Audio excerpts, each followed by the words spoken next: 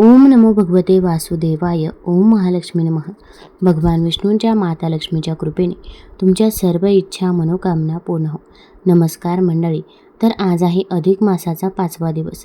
तर आज आपण बघणार आहोत अधिक मास महात्म्य अध्याय 5वा. हा अध्याय पठण किंवा श्रवण केल्यामुळे आपल्या आयुष्यातील दुःख, दारिद्र्य, गरिबी ही दूर होत असते. त्याचसोबत आपल्या घरामध्ये सुख, शांती, समृद्धी येते. त्यामुळे व्हिडिओ स्किप न करता शेवटपर्यंत जरूर बघा. चॅनलमध्ये नवीन असाल तर चॅनल लाईक करा आणि सबस्क्राईब देखील करा. तसेच कमेंटमध्ये ओम नमो भगवते वासुदेवाय किंवा ओम महालक्ष्मी नमः लिहायला विसरू नका, जेणेकरून आपल्याला देखील भगवान विष्णूंचा आणि माता लक्ष्मीचा आशीर्वाद नक्कीच प्राप्त होईल.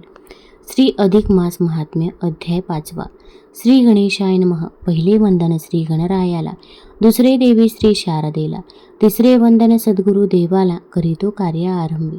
नमनात आहे दिव्य शक्ती, आशीर्वादही त्याची प्राप्ती. पुकाचा जरी नमस्कार त्याप्रती, आशीर्वाद तो लाखाचा. नमनाने येते विनम्रता, नमनाने भाग्य येते हाता. विनया सवे लीनता, येते करता नमस्कार. असो आता ते मागील कथन, कथा सूत्र हाती धरून. पुढे चालू ते निवेदन त्या अधिक मासाचे. पांडवासी सांगे सखा श्रीहरी, अधिक मास येऊन वैकुंठ नगरी. कथा आपली कथन करी, नारायणासी ते धवा. दुःखाचा येता गहीवर, मूर्छित झाले कलेवर. पडला विकल धरणीवर, मलमास हरीपुढे. नारद सांगती नारायणासी, कथिले कृष्णे पांडवासी. तेच मी तुम्हासी सांगतो आता ऐकावे.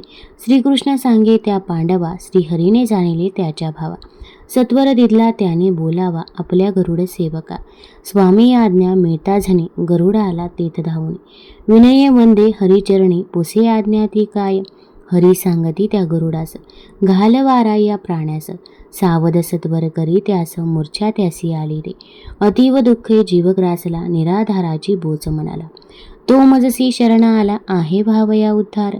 आज्ञा होता ती गरुडासी, तो हलकेच हलवून निज पंखासी. शीतल वारा घाले त्यासी, सावध ते करावया. शीतल वारा अंगी पडता, सुखावला झनी तो चित्ता. नेत्र उघडून पाहू जाता, सन्मुख पाहे गरुडास. अधिक मास पुसे गरुडास, वारा का घालतोस. वारा नको रे या दिनास, हवा चरणी आसरा. चरणी आसरा हाची खरा, मला हवा रे कमलावरा. हा तात्पुरता वारा, काय सांग कामासी. देवा नको करू उपेक्षा, देऊ नको रे मजला शिक्षा. आता पुरे झाली परीक्षा, माझ्या अपार धैर्याची. ऐसा विलाप मलमास, दुःखाने करता त्यास. काय बोले ऋषिकेश, एका ध्यान देऊन. अरे तू मला आलास शरण, मीच करीन तुझे उद्धरण. परी त्यासाठी योग्य स्थान अनेक व्यक्ती शोधू दे. कारण कुणाचे कार्य कोणी करायचे याची असे लेखणी. केले असे ती ब्रह्मदेवाने, त्याला मी काय करू. मग विचार करून श्रीहरी त्यास म्हणती, उठ झडकरी. चल जाऊ आता सत्वरी आपण त्या गोलोका. मग आज्ञा पेले गरुडासी, घेऊन चला आम्हा दोघांसी. जाऊ सत्वर गोलोकासी, याच्या उद्धारा कारणी. मग घेऊन त्या उभयंतास, गरुड करी उड्डाणास. वेगे लक्ष्मी गोलोकास, चालला पवन वेगाने. नारद म्हणती नारायणासी, काय कारण जाणे गोलोकासी. का नेले अधिक मासासी, कोण स्वामी तयाचा. तव नारायण ऋषी त्या ब्रह्मपुत्रासी, म्हणती त्रिलोक असते अवकाशासी. वैकुंठ शिव गोलोकासी, स्वामी त्याचा श्रीकृष्ण.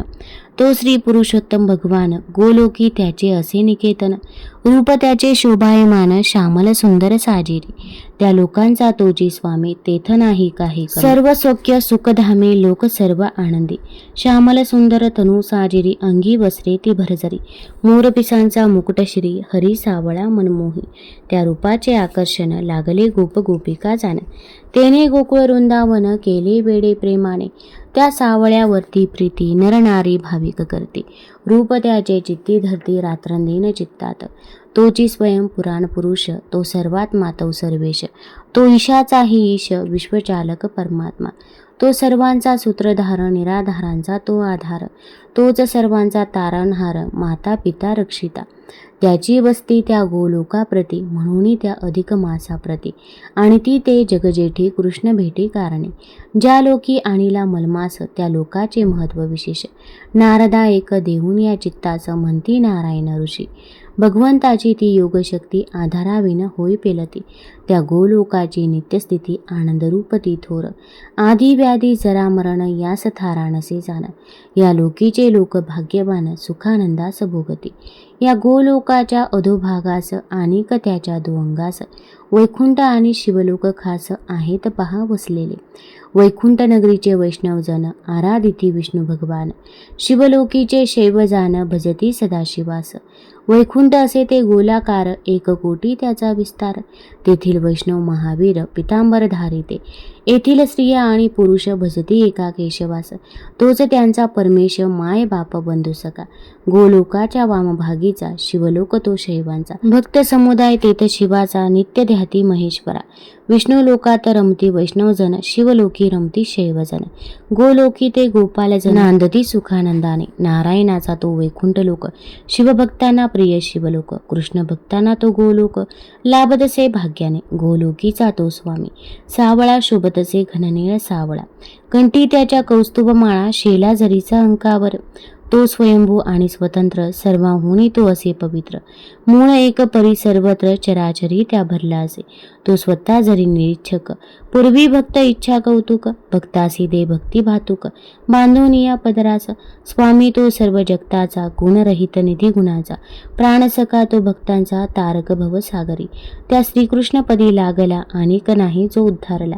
असा कोणीही नाही भला, ख्याती त्याची तेयसी. तो ज्याला म्हणे आपला, त्याचा जगी उद्धार झाला. त्यानेच असंख्य स्त्री अबला, उद्धरिले पापी जन. जयाचा कैवारी श्रीहरी, त्याचे दुःख होय दुरी. म्हणून त्या मलमाचा श्रीहरी, आणि ते झाले गोलोका. तव उत्कंठा नारद म्हणे, केसी झाली त्याची उद्धरणी. ती ऐका या कथा श्रवणी, आसुसला भक्त तो. आता पुढे श्री यदुनाथ, केसी शांतविल त्याचे चित्त. ते 6व्या अध्यायात आपण साद्यंत ऐकूया. हा ब्रहण नारदीय पुराणीचा 5वा अध्याय गोलोक गमनाचा पूर्ण झाला. अधिक महात्म्याचा असे पुराण संमत. अरुण विनवणी करी खास, स्वीकारा प्राकृत रचनेस. 5वा अध्याय हरिचरणास प्रेमभावे समर्पितो. आता या अध्यायाचा मराठी भावार्थ आपण बघूया. तत्पूर्वी एक विनंती आहे, चॅनलवरती नवीन असाल तर चॅनल लाईक करा आणि सबस्क्राईब देखील करा. तसेच तुम्ही हा व्हिडिओ कुठून बघत आहात ते देखील आम्हाला जरूर कळवा आणि कमेंटमध्ये ओम नमो भगवते वासुदेवाय लिहायला विसरू नका. श्री अधिक मास महात्म्य अध्याय 5वा. मलमासाचे गोलोकी गमन. इकडे पांडवांना वैकुंठात आलेल्या मलमासाचे पुढे काय झाले ते ऐकण्याची मोठी उत्कंठा लागली होती. मग कृष्ण त्यांना सांगू लागला की श्रीहरीने त्यांच्या मनातला तो शरणागत भाव जाणला, त्यांचे नेमके दुःख जाणले आणि त्याने गरुडास बोलावून घेतले. त्यास त्या दुःखाने मूर्छित होऊन पडलेल्या मलमासास वारा घाल आणि सावध कर असे सांगितले. ती प्रभूंची आज्ञा शिरसावध्य मानित गरुडाने हलके हलके त्यास आपल्या पंखांनी वारा घालून सावध केले. त्याने ते तसे गरुडास आपल्याला वारा घालताना पाहिले. तो म्हणाला, बा भक्त राजा, अरे तू माझ्यासाठी हे कष्ट का घेतोस? मला या वाऱ्याची नाही तर या श्रीहरीच्या चरणी आसरा मिळण्याची अपेक्षा आहे. देवा, अरे तू माझी उपेक्षा करू नकोस. उगाच माझ्या धैर्याची आणखी परीक्षा पाहू नकोस. तेव्हा रमावर त्यास म्हणाले, बा अधिक मासा, अरे तू मला शरण आला आहेस ना, मग काळजी सोड, मीच तुझा उद्धार करीन. असे म्हणून श्रीहरीने थोडा विचार केला. मग त्यांनी गरुडास आज्ञा केली की, बा गरुड राजा, तू आम्हा दोघांना सोबत घे आणि त्वरित त्या गोलोकांच्या दिशेने उड्डाण कर पाहू. तेव्हा गरुडाने त्या आज्ञेचे पालन करत त्या दोघांना सोबत घेतले आणि गोलोकाकडे प्रस्थान केले.